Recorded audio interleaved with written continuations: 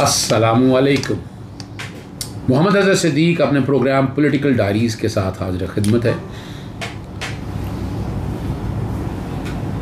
आज से कुछ कोशिश कर रहे हैं नई चीज़ आपके सामने लेकर आए।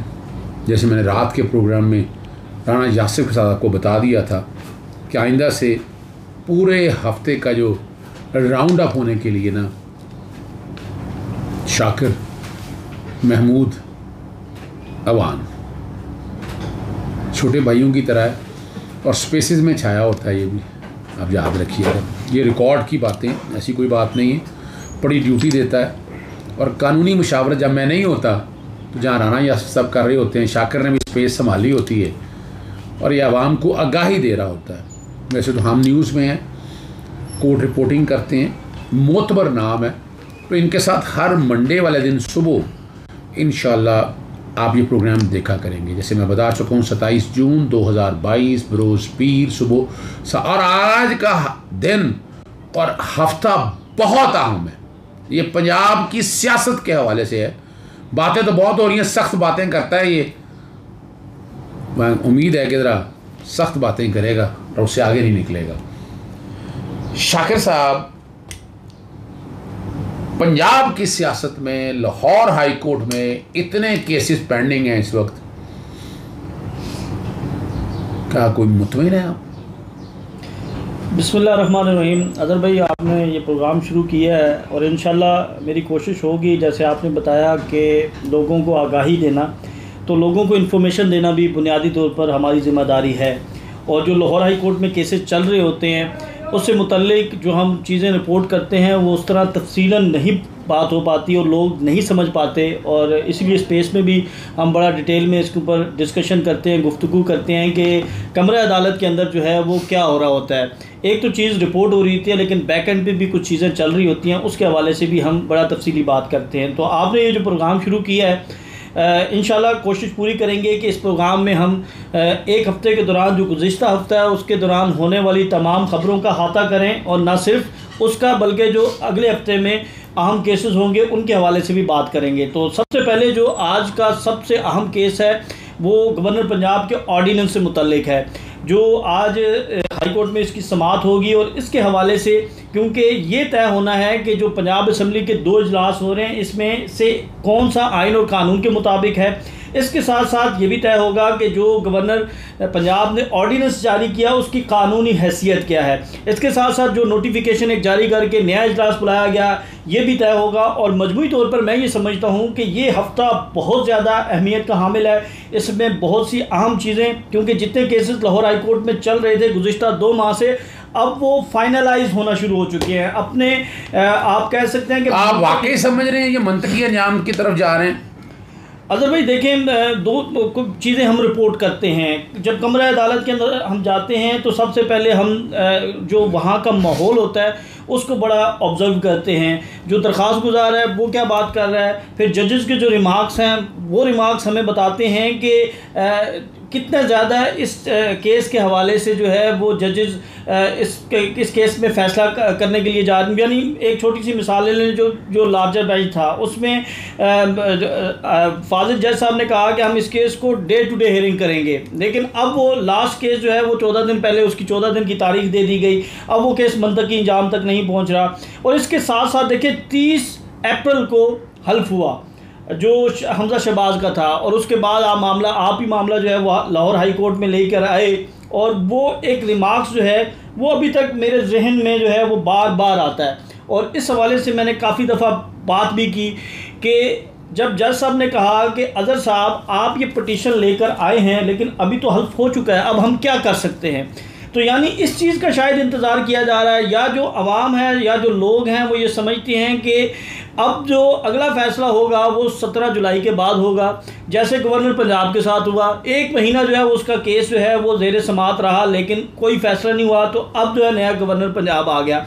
अब जो लग ऐसे रहा है कि ये फ़ैसले जो हैं ये 17 जुलाई के बाद आना शुरू होंगे, और उस वक्त तक जो है वो। अच्छा, मैं एक मिनट यार रोक रहा हूँ आपको शाकिर साहब। उसकी एक बुनियादी वजह है, जस्टिस शाहिद भाई साहब के पास आपको पता है जो हलफ लेने वाला मामला था उसकी रिमूवल के कॉन्टेक्स्ट में हमजा शरीफ की तो मैंने कहा था it is a minute case.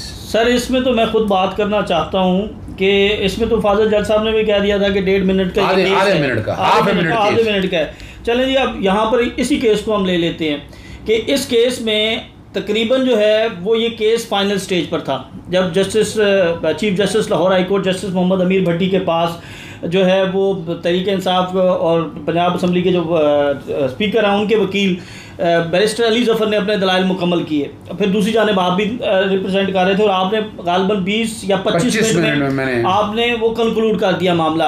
अब मामला जो है था वो आखिरी स्टेज पर था और आप ये 1 जून 2022 की बात बिल्कुल 1 जून 2022 हम कमरा अदालत के अंदर मौजूद थे, बल्कि उस दिन chief justice Lahore high court ने ये रिमार्क्स दिए थे कि अब अगले हफ्ते में अब इस केस को फाइनल कर देंगे क्योंकि अब जो है वो मंतकी इंजाम तक पहुंच चुका है। लेकिन अचानक जो है वो हमें ये खबर मिली कि इस केस को जो है वो ट्रांसफ़र कर दिया गया जस्टिस शुजात अली खान साहब के पास। अब जस्टिस शुजात अली खान साहब के पास जब ये केस गया तो उस वहाँ पर जो है क्योंकि हम एज ए जर्नलिस्ट है तो हम जो अपने सहाफ़ी कम्युनिटी थी, दोस्त थे, हम आपस में डिस्कस कर रहे थे क्या ये जस्टिस शुजात अली खान साहब इस केस को सुनेंगे, क्योंकि इससे पहले वो 2 रुकनी बेंच में फ़ैसला दे चुके हैं, तो क्या इस केस को वो एज ए सिंगल बेंच जो है वो सुन सकते हैं। अभी यही बाम था कि उन्होंने ये फाइल जो है वो वापस चीफ जस्टिस को भेज दी। हमने पॉइंट आउट किया अब उसके साथ ये देखें कि उस दौरान फिर तारीख भी डाल दी गई।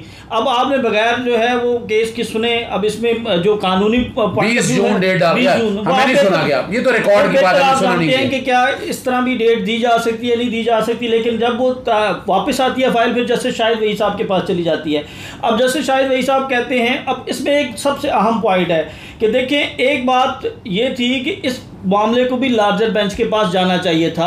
मैं ये समझता हूँ कि आपने पहले ही इतना ज़्यादा टाइम लगाया, फिर उसके बाद 1 महीने के बाद अब ये मामला मेरा ओपिनियन पहले दिन से था या तो अदम एतमाद का इजहार लार्जर बेंच पे कर दिया जाए, वरना सारे मामले जो हैं लार्जर बेंच के साथ लार्जर बेंच के पास चले जाते हैं। तो मैं ये समझता हूँ कि आप लोगों ने मुझे बड़ा गिला किया कि मैंने कहा था कि नहीं, हमारा कंसेंसस आपस में लॉयर्स का इस हवाले से है कि नहीं ये सिंगल बेंच आए उधर। और आपको ये भी याद होगा कि लार्जर बेंच के सामने हमजा शरीफ के वकील के सामने जब अदालत ने सवाल उठाया तो उन्होंने खुद कहा कि नहीं ये सिंगल लहरा मामला है। और जब जस्टिस शाहिद वही साहब के पास आया तो वहाँ से फाइल निकलवाई गई। निकलवाई से मुराद ये है कि वहाँ कोई एतराज़ नहीं उठाया गया, नहीं सिंगल बेंच सुने या ये सारे मामले को देखे, वो हम सब ने देख ली। वो जैसे शाहिद वही साहब जो हैं वो जो केसेस होते हैं उनको एक तो केसेस की समाअत करते हैं और फिर उसके बाद फैसला जल्द कर देते हैं। तो शायद ये भी हो सकता है कि जो जब उन्होंने कहा कि it's a half minute case. अच्छा मुझे ये बताइएगा आप, आज सबसे पहले जस्टिस शाहिद वही साहब के पास है जो मुनर्रिफ अरकान के नोटिफिकेशन के हवाले से बड़ा सीधा केस है, कोई डाउट नहीं है उसके अंदर, और पहले वो सुना जाना है, फिर ऑर्डिनेंस के बारे में ये मामला सुना जाना है। और मैं इन 2 केसेस के बारे में तो आपको मैं समझता हूँ ये कोई ज़्यादा लंबे चलने वाले केस नहीं है और बड़े क्लियर कट केस है, दोनों ही के दोनों। इलेक्शन कमीशन की बदनीति सामने आ गई और यहाँ जो है ना ऑर्डिनेंस जिस तरह जारी किया ये भी बदनीति के ऊपर है। वो जैसे साजिद सेठी साहब देख, अब दोनों का क्या मुस्तकबिल देख रहे हैं। अगर ये दोनों केसेस जजेस सुनते हैं तो आपका ख्याल है फैसला आ जाएगा जल्दी? देखिए केसेस तो अगर सुनते हैं तो हम इसको थोड़ा सा माजी में देखते हैं कि माजी में जब ये मामला आया लाहौर हाई कोर्ट में, तो लाहौर हाई कोर्ट ने तरजीही बुनियादों पर जो है वो इनके फ़ैसले किए। 24 घंटे में भी फ़ैसले हुए, 36 घंटे में भी फ़ैसले हुए और ये कहा गया कि पंजाब के अंदर एक आइनी बहरान पैदा हो चुका है और इस बहरान को ख़त्म करने के लिए जो है लाहौर हाई कोर्ट का दरवाज़ा खटखटाया गया और लाहौर हाई कोर्ट ने रिस्पॉन्ड भी किया। अब वो फ़ैसला किसी के हक़ में आया, किसी की मुखालफत में आया, हम इस पर बात नहीं करते। हम तो ये बात करते हैं कि जब आप इस तरह के मामला कोर्ट के अंदर आते हैं, और माजी में भी हमने देखे हैं कि जब भी आए हैं तो कोर्ट ने इनको केसेस को तरजीही बुनियादों पर ना सिर्फ सुना बल्कि उनके आइन और कानून के मुताबिक फ़ैसले किए गए। लेकिन अब ये जो मामला तहरीक इंसाफ की दरख्वास्तों पर हम देख रहे हैं कि इन केसेस के फ़ैसले जो हैं वो नहीं हो पा रहे। क्या इसमें जो है रिस्पोंडेंट जो हैं वो उनकी कुछ अच्छा अवाम का इस बारे में क्या, आप जो कि स्पेसेस में मौजूद रहती है, अवाम का क्या नुक्ता नज़र है इस हवाले से? अवाम जी देखें, लोग मुझसे पूछते हैं कि आज हल्फ वाला केस था हमजा शहबाज का लार्जर बेंच का, आज क्या डेवलपमेंट थी? आज मखसूस नशिस्तों वाला केस था जिसमें से मैं ये समझता हूँ ज़ाती तौर पर 2 नशिस्तें तो वो तो उसके ऊपर तो कोई दो राय है ही नहीं, यानी 20 नशस्तें जो हैं वो मुस्लिम लीग नून की हो गई, मान लिया, लेकिन वो जो 2 नशस्तें हैं मखसूस नशस्तें मिनॉरिटी की, वो तो तहरीक इंसाफ को फिर भी मिलनी है, तो आपने उनके क्यों नहीं नोटिफिकेशन किए? कम अज़ कम इस पॉइंट पर जो है वो हाई कोर्ट का भी फैसला आ जाना चाहिए था, इलेक्शन कमीशन की सर्जनिश भी होनी चाहिए थी कि क्यों नहीं, क्योंकि उसमें 33 सीटें आपको चाहिए, ये तो बड़ी क्लियर चीज़ है। बाकी जो केसेस हैं उनके हवाले से लोग रोज़ पूछते हैं और मैं उन्हें यही कहता हूं कि जी आज केस की समाअत नहीं हो सकी, आज जो है वो जज साहब नहीं थे, या आज किसी वजह से जो है वो केस मुलतवी कर दिया गया, या आज आर्गूमेंट्स जो हैं वो कंक्लूड नहीं हुए, तो अवाम के अंदर एक जो ये तासुर है वो ये आ रहा है कि शायद इन मामलात को इल्तिवा की तरफ ले जाया जा रहा है और कोशिश ये की जा रही है कि 17 जुलाई तक जो है इन मामलात को आगे लेकर जाया जाए और फिर ज़िमनी इंतखाबात हो जाएं। और फिर जो कोशिश हमें नज़र आ रही है मुस्लिम लीग नून की, उनकी भी यही कोशिश है कि इन मामलात को इल्तिवा का शिकार किया जाए और जब ज़िमनी इंतखाबात हो जाएं उसके बाद अपने पंजाब असम्बली में दोबारा वो ज़्यादा से ज़्यादा नशिस्तें लेकर आएँ। और इसके हवाले से आम राय यही है कि यहाँ पर जो तहरीक इंसाफ की दरख्वास्तें हैं उनको इंटरटेन जो है वो नहीं किया जा रहा, उनकी दरख्वास्तों पर उस तरह समाअत नहीं हो रही जिस तरह नून लीग की दरख्वास्तों पर समाअत हुई, जिस तरह नून लीग की दरख्वास्तों पर 24 घंटे और 36 घंटों में फ़ैसले दिए गए, इसी तरह जो है वो तहरीक इंसाफ की दरख्वास्तों पर भी फ़ैसले होने चाहिए और तरजीही बुनियादों पर इन केसेस की समाअत होनी चाहिए, क्योंकि आए दिन कोई ना कोई नया आइनी बहरान जन्म ले लेता है। देखें, आप पहले हलफ जो था उसका गवर्नर पंजाब का मामला था, वो आपने उसमें आइनी तकाज़ों को पूरा नहीं किया, उसके बाद फिर आप जब अपना गवर्नर लगा लेते हैं उसके बाद फिर आप एक ऑर्डिनेंस जारी कर देते हैं, वहाँ पर इबहम आ गया, वहाँ पर आइनी बहरान पैदा हो गया, फिर उसके बाद एक नया, यानी एक बहरान जो है वो ख़त्म नहीं होता, दूसरा बहरान शुरू, तीसरा बहरान शुरू, तो इसको ख़त्म करने के लिए आपको जो है वो टाइम दरकार होगा। एडवोकेट जनरल पंजाब के साथ आपने क्या किया, बार बार उन्हें जो है वो आपने उनके दफ्तर को बंद करने की कोशिश की, दफ्तर बंद कर दिया गया, उनसे मतलब अब वही एडवोकेट जनरल पंजाब है, वो तो बिल्कुल ठीक काम कर रहे हैं, वो आइन और कानून के मुताबिक काम कर रहे हैं। तो यही बातें थी और इस केस में तो चीफ जस्टिस साहब ने बड़ा वाज़ेह कहा था कि एडवोकेट जनरल पंजाब के हवाले से आप क्यों जो है वो गैर आइनी गैर कानूनी इक़दाम उठा रहे हैं, जबकि सारे रूल प्रोसीजर कानून मौजूद है, तो उसके मुताबिक आप क्यों नहीं काम करते? आप नहीं समझते कहीं ना कहीं रिश्तेदारियां भी अहम हैं? मैं इशारों में बात कर रहा हूँ, मैं क्लियर बात नहीं करना चाहता। देखिए, एक चीज़ तो बड़ी वाज़ेह है और जो आवाम के अंदर तासुर पाया जाता है वो यही है कि जितने भी जो गवर्नमेंट के अंदर लोग हैं, जो हाई ऑफिशियल्स हैं, उनकी कहीं ना कहीं से जो रिश्तेदारियां हैं वो हैं अदलिया में हैं, आमतौर पर एक तासुर है और इसमें कोई दो राय भी नहीं है। फिर उसके बाद एक तासुर ये भी है कि जो supreme court, supreme bar council है, पाकिस्तान बार कौंसिल है, सुप्रीम कोर्ट बार एसोसिएशन है, फिर जो कुछ जो वकला हैं उनकी वो इन्फ्लुएंस रखते हैं। फिर उसके बाद जो जजेस की तैनाती होती है, इसके ऊपर हमेशा से जो है वो लोग जो कानूनी हलके हैं वो तनकीद करते हैं कि जो तैनातियाँ होती हैं उन वहाँ पर जो है वो इंसाफ के तकाज़ों को मद्देनज़र नहीं रखा जाता। वहाँ पर ये देखा जाता है कि कौन सा शख्स जो है वो मुस्तकबिल में जाकर जो है वो फ़ायदा दे सकता है। फिर ये एक प्रोसेस है, क्योंकि आप कानूनदान हैं, इन सारी चीज़ों को आप बेहतर जो है वो अच्छा आप मैं आखिर में आपकी तरफ चलता हूँ। आप ज़िमनी इलेक्शन में क्या महसूस करते हैं कि ग्राउंड सेट हो चुकी है, बंदे ट्रांसफ़र पोस्टिंग करके लगा दिए गए हैं, ज़िमनी इलेक्शन में प्री पोल ब्रेकिंग भी हो रही है, उस दिन भी रिगिंग हो रही है, तो आप शफाफियत देख रहे हैं सारे हालात में? नज़र तो यही है, आप जो बातें कर रहे हैं वो तो लग ये रहा है कि कहीं ना कहीं वो ज़िमनी इलेक्शन तक मामले को लेके जाएंगे। मुझे नहीं नज़र आता, हमारी तो अदालतें मुझे कानून और आइन के मुताबिक फ़ैसले समझते हैं। तो आप कहना ये चाह रहे हैं कि ज़िमनी इलेक्शन में वो जायज़ या नाजायज़ तरीके से अपना अक्सरियत बरकरार रखेंगे? वज़ीर आला हाउस बाकायदा इलेक्शन ऑफिस बन चुका हुआ है, तो क्या आप ये कहना चाह रहे हैं? देखिए अदर भाई, जो आप बात कर रहे हैं और जो ख़दशात आप ज़ाहिर कर रहे हैं या जो ख़दशात आप बताने की कोशिश कर रहे हैं, वही ख़दशात जो हैं वो हमारे भी हैं, वही ख़दशात जो हैं वो आम पब्लिक के भी हैं। ज़िमनी इंतखाबात, क्योंकि मैं इलेक्शन कमीशन भी जा रहा हूँ, रोज़ाना मुलाकात हो रही है, तो वहाँ पर हम देख रहे हैं, आप PP 167 में देखें कि कितना बड़ा वाक़या हुआ। तहरीक इंसाफ के एक दफ्तर पर हमला किया गया, उनके लोगों को ज़ख्मी किया गया, वही लोग उन्हीं लोगों के ऊपर पर्चा भी काट दिया गया। फिर उन लोगों को गिरफ़्तार भी कर लिया गया। तो इलेक्शन कमीशन जो है वो, मैं इसमें बिल्कुल ओपन कहूँगा कि हमें इलेक्शन कमीशन जो है वो बेबस नज़र आ रहा है। इलेक्शन कमीशन जो है वो कानून अब क्यों बेबस नज़र आ रहा है कि इन्होंने पहले ट्रांसफ़र पोस्टिंग कर ली थी, इन्होंने पुलिस के सारा कुछ पहले कर लिया। इलेक्शन कमीशन जो है तो नोटिफिकेशन करता है, वो ऑर्डर करता है, लेकिन इम्प्लीमेंटेशन नहीं होती। अब शाह महमूद कुरैशी ने कहा कि जी उन्होंने कुछ खदशात का इजहार किया, तो वहाँ से रिपोर्ट जो है वो शाह महमूद कुरैशी के खिलाफ जो है वो इलेक्शन कमीशन को भिजवा दी गई।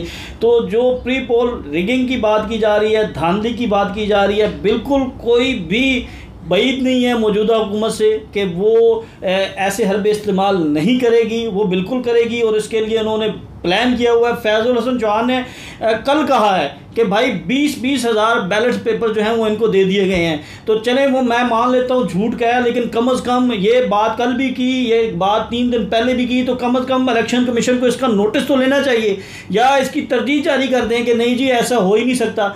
हम तो हमारे जो बैलेट पेपर्स हैं वो उसका कलर और होगा, हम और चीज़ें इस्तेमाल करते हैं, हम उसकी शफाफियत के लिए जो है वो काम करते हैं, लेकिन अभी तक कोई इस तरह की तरदीद नहीं आई। तो मैं ये समझता हूँ कि बिल्कुल, क्योंकि जब इनकी कोशिश ये है कि हम इस मामले को ज़िमनी इंतखाब तक लेकर जाएँ, तो फिर कैसे इनको जो पता है कि इनकी नशिस्तें यहाँ से निकल आएंगी। लेकिन उसके बरक्स मैं ये देख रहा हूँ कि जो लोगों के अंदर एक गम व गुस्सा है वो बहुत ज़्यादा है। लोग जो हैं वो रिएक्शन जो है वो दे रहे हैं, और उसके साथ साथ जो ये समझ रहे हैं कि ये ज़्यादा नशिस्तें निकालने में कामयाब हो जाएंगे। मैं ये नहीं समझता। मैं ये समझता हूँ कि जो TLP के वोटर्स जो उम्मीदवार आए हैं वो ज़्यादा वोट जो है वो मुस्लिम लीग नून के वोट को इफ़ेक्ट करेंगे, और इसके साथ इसका मार्जिन या इसका फ़ायदा जो है वो तहरीक इंसाफ को हो सकता है। लाहौर के अंदर जो है वो मुझे 3 नशिस्तें जो हैं वो कंफर्म नज़र आ रही हैं तहरीक इंसाफ की। पंजाब के अंदर भी सूरत हाल काफ़ी बेहतर है, लेकिन इसके बरक्स तहरीक इंसाफ को जो है वो अपनी जो होमवर्क है वो मुकम्मल करना होगा, और ख़ास तौर पर जो पोलिंग डे है उस दिन जो है वो सबसे ज़्यादा अहम है। वहाँ पर हर पोलिंग स्टेशन पर 2 से 3 वकला होने चाहिए वहाँ पर, तो यानी जो अपनी हिकमत अमली है वो मजबूत रखनी है। हमेशा से तहरीक इंसाफ जो है वो यानी 30 दिन जो है वो आगे होती है, और जो लास्ट डे होता है जिस दिन फैसला होना होता है उस दिन वो पीछे हो जाती है। हिकमत अमली का फुकदान है, जो लॉयर्स विंग है वहाँ पर बहुत फुकदान है। मैं ये बात करना चाह रहा था कि ये सारे मामले में, ये मामला 30 अप्रैल को हल्फ होता है और आज 27 जून है, 1 महीना 27 दिन यानी 2 महीने हो गए हैं। लेकिन मुझे ये बताएं अज़हर साहब कि मुझे कोई तहरीक इंसाफ का कोई ऐसा वकील, कोई ऐसा रहनुमा जो हाई कोर्ट में आकर जो है वो इन केसेस को प्ली करता हो, या कोई आकर शाह महमूद कुरैशी आज तक नहीं आए। देखिए, एक मॉरली आपने एक मोमेंटम भी बनाना होता है, जो मरकज़ी क़यादत है उसको भी आपने भेजना है कि आप केसेस में जाएं, वहाँ पर जाकर पेश हों, ताकि आप उसके बाद जब बात करें तो आपके बयानी को तक़वियत मिले। ना हमें जो है लीगल विंग आपका मजबूत नज़र आ रहा है तहरीक इंसाफ का, ना हमें पोलिटिकल पार्टी में हमें वो मजबूत नज़र आ रहे हैं। इन केसेस को नहीं, आप लीगल विंग में क्या मजबूती चाह रहे हैं? मेरा एक सवाल है वैसे आपसे। बुनियादी तौर पर देखें, अगर आप को इस केस में से निकाल दिया जाए तो क्या ये केसेस अदालतों में होने थे? आपने ज़ाती हैसियत में आपने ICA फ़ाइल की है। एक तो ICA ये किसने फ़ाइल करनी थी, मुझे ये बताएं कि ICA किसने फ़ाइल करनी थी? नहीं, वो लोग आ तो गए, चाहे लेट आए, तो लेट आए ना। देखें, वक्त के ऊपर वो फ़ैसला अगर ताख़ीर से हुआ तो वो फ़ैसला ताख़ीर से इनकी गलती है। फ़ौरन जो है जितनी भी हमने सियासी हम देखते थे कि जब फ़ैसला हल्फ वाला चल रहा था, एक अदालत ने फ़ैसला दिया कि जी आप इलेक्शन करवाएं, अगले दिन ही मुस्लिम लीग नून वो जो है वो अगली पिटीशन डाल देती थी, भाई अभी फ़ैसला तो होने दो, अभी वो टाइम तो होने दो। अच्छा, उसके बाद अदालत ने कहा तो वो तीसरे दिन फिर डाल दी। देखिए, आपने बैक टू बैक आपने जो है वो आपने फ़ाइल करनी है, पिटीशन करनी है, आपकी जो पीछे टीम होती है वो होमवर्क करती है, और उससे आप जो है वो अगर उन्होंने 24 घंटे या 36 घंटों में फ़ैसले लिए हैं तो इसका क्रेडिट जो है वो मुस्लिम लीग नून के लॉयर्स विंग को भी जाता है कि वो अगर मैनेजमेंट कहा जाए लॉयर्स विंग की बजाय अगर मैनेजमेंट कहा जाए, आपको पता है मिनिस्टर लॉ उनका है, पंजाब में मिनिस्टर लॉ उनका है, लॉ ऑफिसर सारे एडवोकेट जनरल उनके हैं, तो अगर ये कहा जाए अभी है ना, अभी है। मैं तो उस वक्त की बात कर रहा हूँ जब हमजा शहबाज की इलेक्शन हुई, तो उस वक्त को कौन था? अच्छा, पंजाब के अंदर हुकूमत किसकी थी? PTI की थी ना। अब इनकी है। अब तो उन्होंने कोशिश करनी है कि हम इसको जो है वो डिलीट करें, हम इसको इल्तिवा का शिकार लेके जाएं, हम इसको जो है वो ताख़ीर। बड़ी सख्त बातें कर दी हैं बहुत सख्त बातें कर दी हैं, लेकिन क्योंकि पब्लिक में फिरते हैं आम आदमी के साथ। मैं तो शायद इतना इंटरेक्शन नहीं है मेरे, स्पेसेस में ज़रूर जाता हूँ, लेकिन ये पब्लिक में फिरते हैं, लोगों से बात करते हैं। आप तक सारी चीज़ें रख दी हैं। इजाज़त चाहता हूँ। अस्सलाम वालेकुम, अल्लाह हाफ़िज़। पाकिस्तान जिंदाबाद।